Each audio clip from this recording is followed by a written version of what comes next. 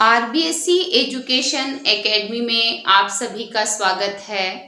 आज हम कक्षा 12 हिंदी अनिवार्य गद्य खंड का 15वां पाठ चार्ली चैपलिन यानी हम विष्णु खरे द्वारा रचित है, इसका अध्ययन करेंगे। पाठ पढ़ने से पूर्व हम विष्णु खरे जी के व्यक्तित्व के बारे में और इस पाठ के बारे में पढ़ेंगे।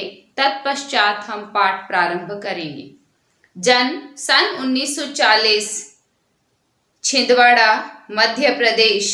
प्रमुख रचनाएं: एक गैर रूमानी समय में, खुद अपनी आंख से, सबकी आवाज के पर्दे में, पिछला बाकी, ये इनकी कविता संग्रह है। आलोचना की पहली किताब आलोचना, सिनेमा पढ़ने के तरीके, सीने आलोचना, मरु प्रदेश और अन्य कविताएं टी.एस. इलियट, यह चाकू समय, अंतिला योसेफ, कालेवाला, फिनलैंड का राष्ट्र काव्य, अनुवाद। प्रमुख पुरस्कार देखिए: रघुवीर सहाय सम्मान, हिंदी अकादमी दिल्ली का सम्मान, शिखर सम्मान, मैथिली शरण गुप्त सम्मान, फिनलैंड का राष्ट्रीय सम्मान, knight of the order of the white rose. हर कलाकृति जितनी वहां पढ़ी जाती है, सुनाई या दिखाई जाती है, उससे कहीं ज्यादा होती है और फिल्म को लेकर शायद यह कुछ अधिक सत्य है। समकालीन हिंदी कविता और आलोचना में विष्णु खरे एक विशिष्ट हस्ताक्षर हैं। उन्होंने हिंदी जगत को अत्यंत गहरी विचारपरक कविताएं दी है, तो साथ ही बेबाक आलोचनात्मक लेख भी दिए हैं। विश्व साहित्य का गहन अध्ययन उनके रचनात्मक और आलोचनात्मक लेखन में पूरी रंगत के साथ दिखलाई पड़ता है। विश्व सिनेमा के भी वे गहरे जानकार हैं और पिछले कई वर्षों से लगातार सिनेमा की विधा पर गंभीर लेखन करते रहे हैं।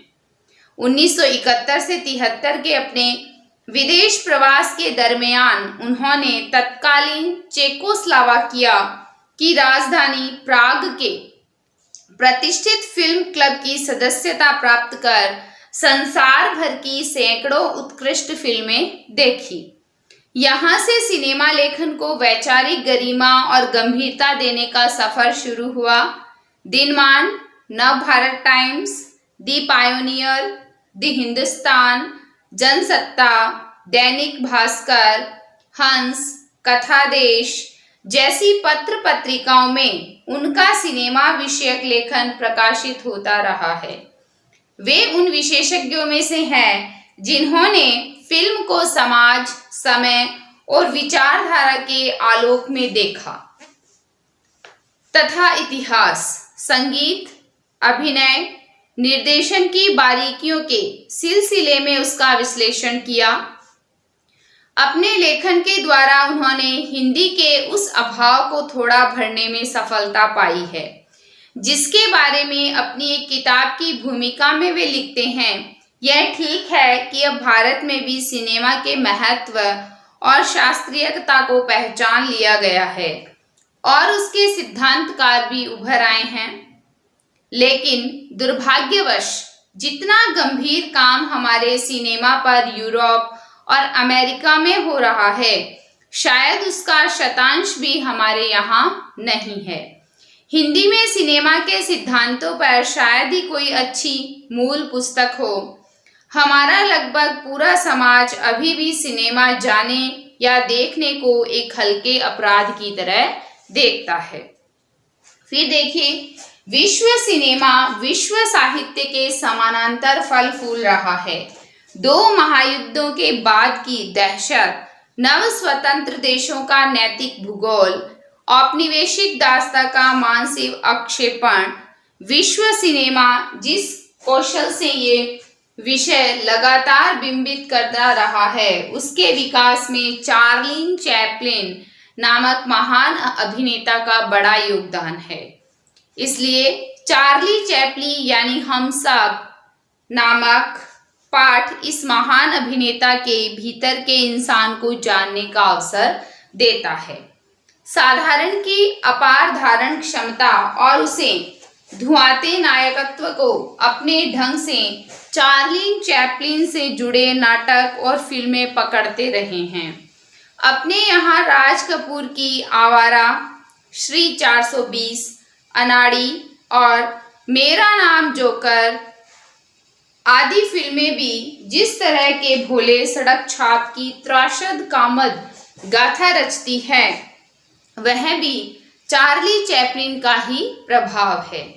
हास्य फिल्मों के महान अभिनेता और निर्देशक चार्ली चैपलिन पर लिखे गए इस पाठ में लेखक ने चार्ली के कला कर्म की कुछ मूलभूत विशेषताओं को रेखांकित किया है। फिर देखिए, करुणा और हास्य के तत्वों का सामंजस्य उनकी दृष्टि में चार्ली की सबसे बड़ी विशेषता रही है। इसे देखते हुए भारत जैसे मुल्क में जहां सिद्धांत और रचना दोनों स्तरों पर हास्य और करुणा के मेल की कोई परंपरा नहीं रही है, चार्ली चैपलिन की लोकप्रियता यह तय करती है कि कला स्वतंत्र होती है, बंधती नहीं है, कि कला जो है स्वतंत्र होती है, कोई भी इसे बांध नहीं सकता। फिर देखिए, एक से एक हास्य कलाकार हुए, पर वे चैपलिन की तरह हर देश, हर उम्र और हर स्तर के दर्शकों की पसंद नहीं बन पाए। इसका कारण शायद यह है कि चार्ली ही वह शख्सियत हो सकता है जिनमें सबको अपनी छवि दिखती है। वे किसी भी संस्कृति को विदेशी नहीं लगते हैं। यह पूरा पाठ चार्ली चैपलिन के इसी जादू की व्याख्या का एक प्रयास है। तो देखिए, हम पाठ प्रारंभ करते हैं। चार्ली चैपलिन यानी हम सब। यदि यह वर्ष चैपलिन की जन्म शती का न होता तो चैपलिन के जीवन का एक महत्वपूर्ण वर्ष होता, क्योंकि आज उनकी पहली फिल्म मेकिंग ए लिविंग के 75 वर्ष पूरे होते हैं। पौन शताब्दी से चैपलिन की कला दुनिया के सामने है और 5 पीढ़ियों को मुग्ध कर चुकी है। समय, भूगोल और संस्कृतियों की सीमाओं से खिलवाड़ करता हुआ चार्ली आज भारत के लाखों बच्चों को हंसा रहा है, जो उसे अपने बुढ़ापे तक याद रखेंगे। पश्चिम में तो बार बार चार्ली का पुनर्जीवन होता ही है। विकासशील दुनिया में जैसे जैसे टेलीविजन और वीडियो का प्रसार हो रहा है, एक बहुत बड़ा दर्शक वर्ग नए सिरे से चार्ली को घड़ी सुधारते, जूते खाने की कोशिश करते हुए देख रहा है। चैपलिन की ऐसी कुछ फिल्में या इस्तेमाल न की गई रीलें भी मिली है जिनके बारे में कोई जानता न था। अभी चैपलिन पर करीब 50 वर्षों तक काफी कुछ कहा जाएगा। फिर देखिए, उनकी फिल्में भावनाओं पर टिकी हुई है, बुद्धि पर नहीं। Metropolis, the cabinet of doctor Caligari, the rowan seal, last year in Marienbad, the sacrifice जैसी फिल्में दर्शक से एक उच्चतर एहसास की मांग करती है। चैपलिन का चमत्कार यही है कि उनकी फिल्मों को पागल खाने के मरीजों, विकल मस्तिष्क लोगों से लेकर आइंस्टाइन जैसे महान प्रतिभा वाले व्यक्ति तक कहीं एक स्तर पर और कहीं सूक्ष्मतम रसास्वादन के साथ देख सकते हैं। चैपलिन ने न सिर्फ कला को लोकतांत्रिक बनाया, बल्कि दर्शकों की वर्ग तथा वर्ण व्यवस्था को तोड़ा। यह अकारण नहीं है कि जो भी व्यक्ति समूह या तंत्र गैर बराबरी नहीं मिटाना चाहता, वह अन्य संस्थाओं के अलावा चैपलिन की फिल्मों पर भी हमला करता है। चैपलिन भीड़ का वह बच्चा है जो इशारे से बतला देता है कि राजा भी उतना ही नंगा है जितना मैं हूं, और भीड़ हंस देती है। कोई भी शासक या तंत्र जनता का अपने ऊपर हंसना पसंद नहीं करता।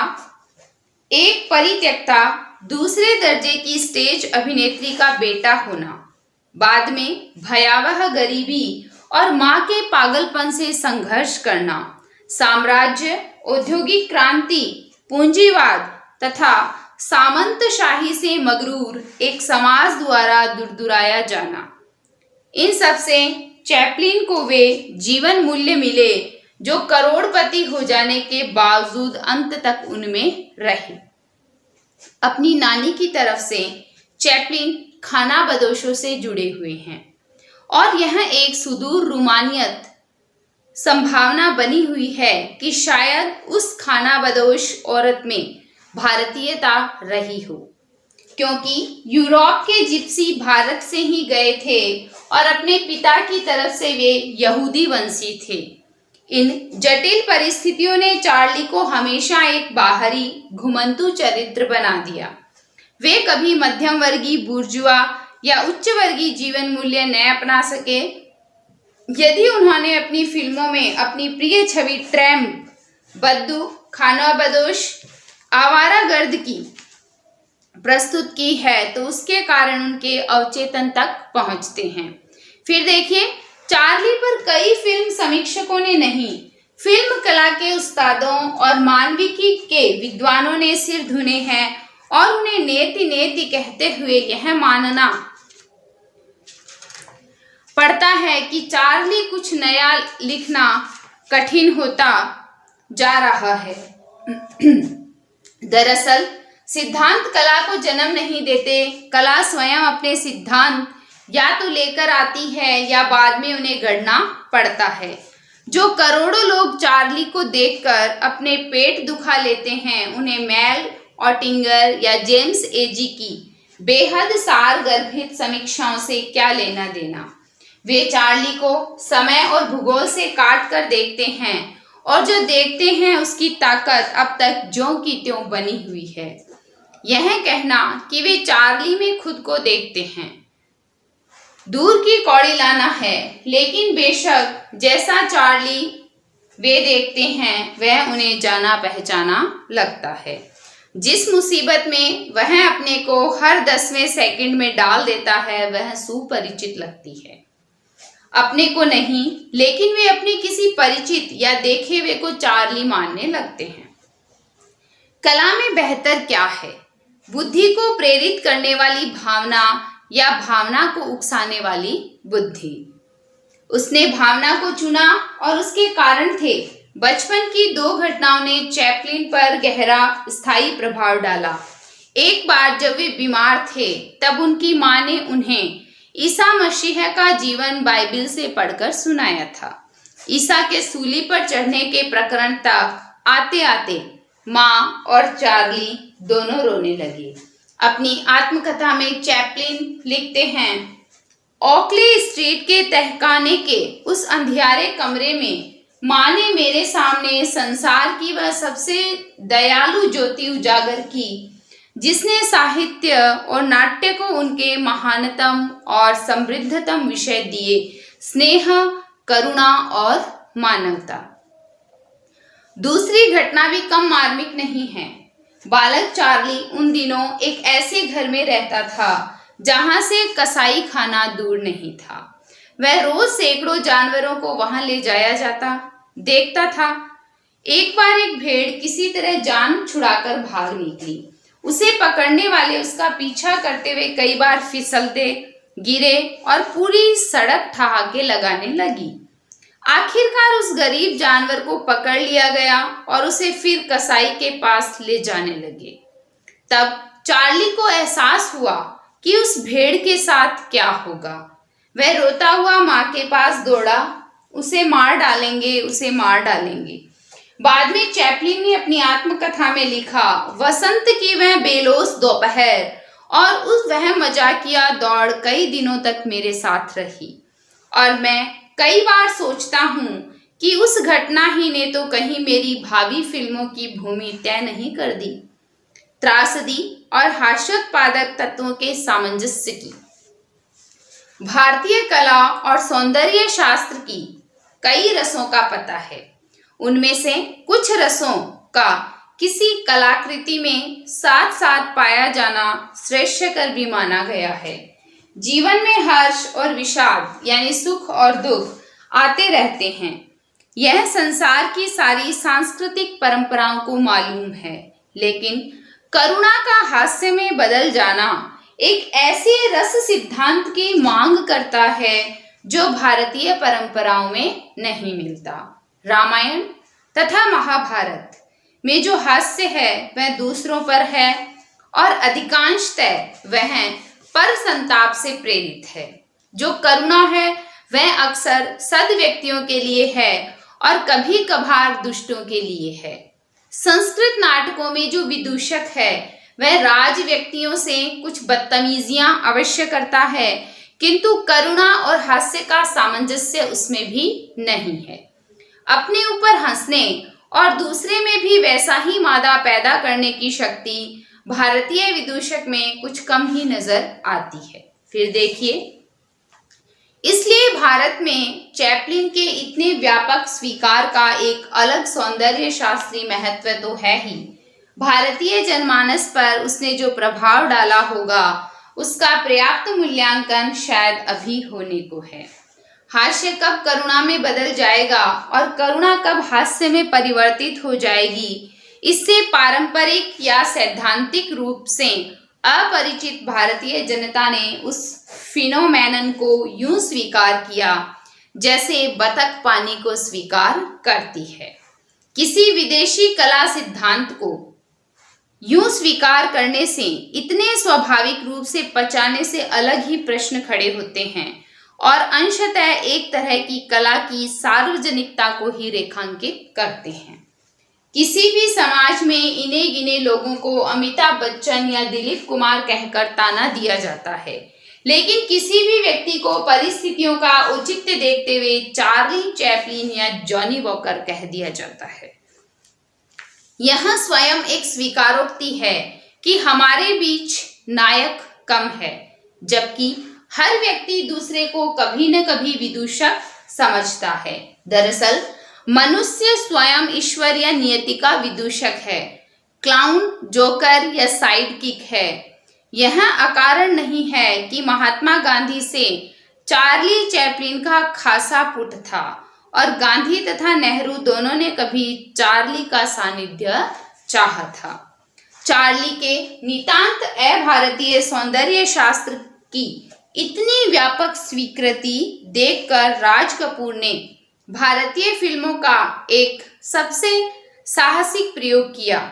आवारा सिर्फ द ट्रैम्प का शब्दानुवाद ही नहीं था, बल्कि चार्ली का भारतीयकरण था।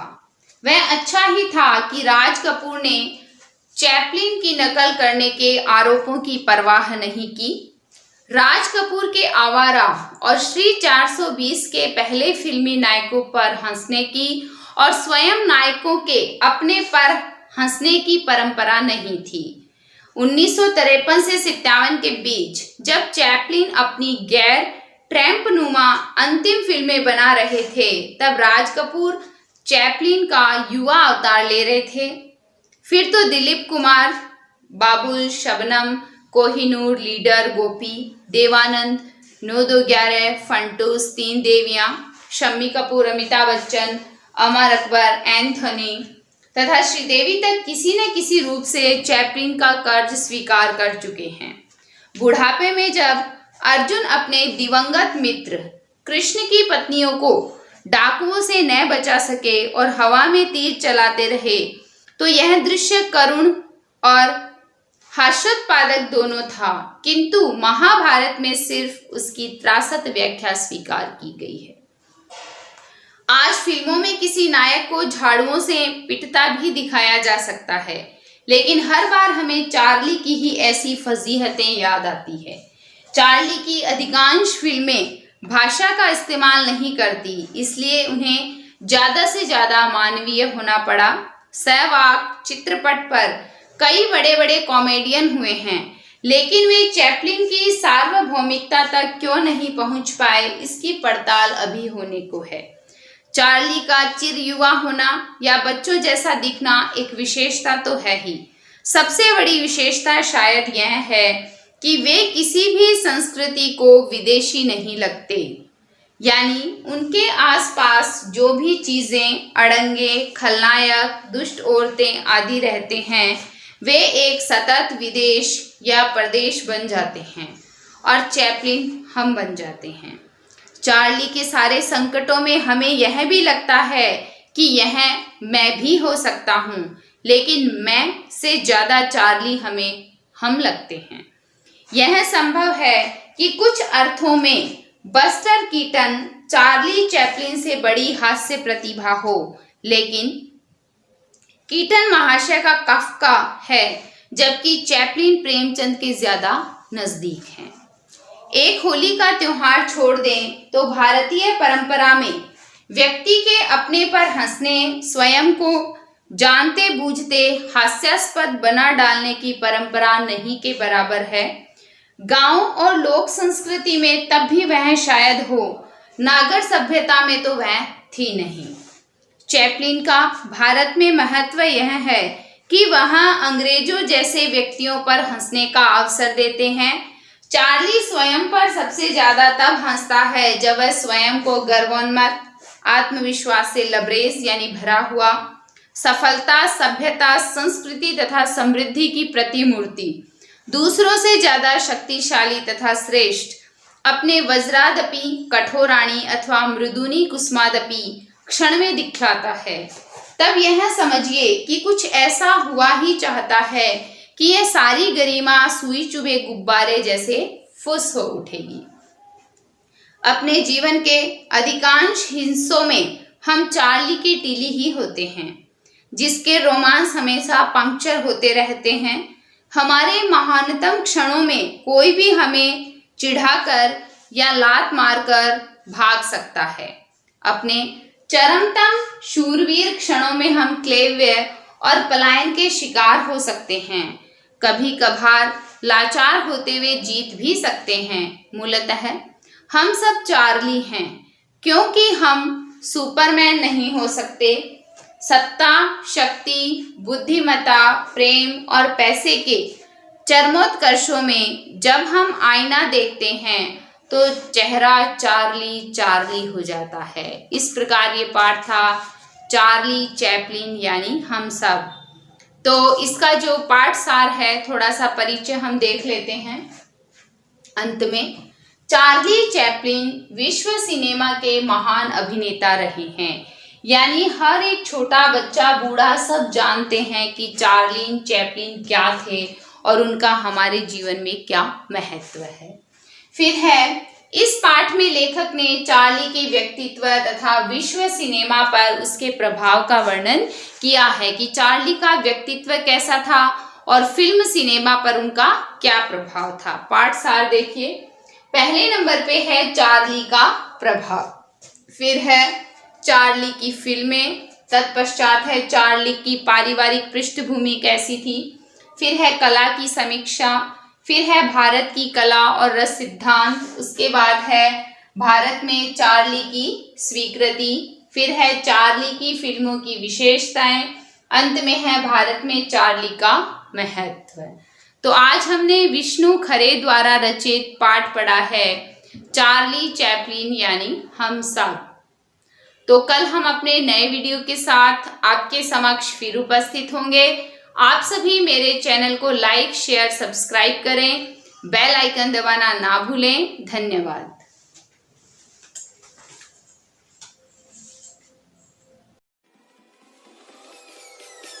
Peace.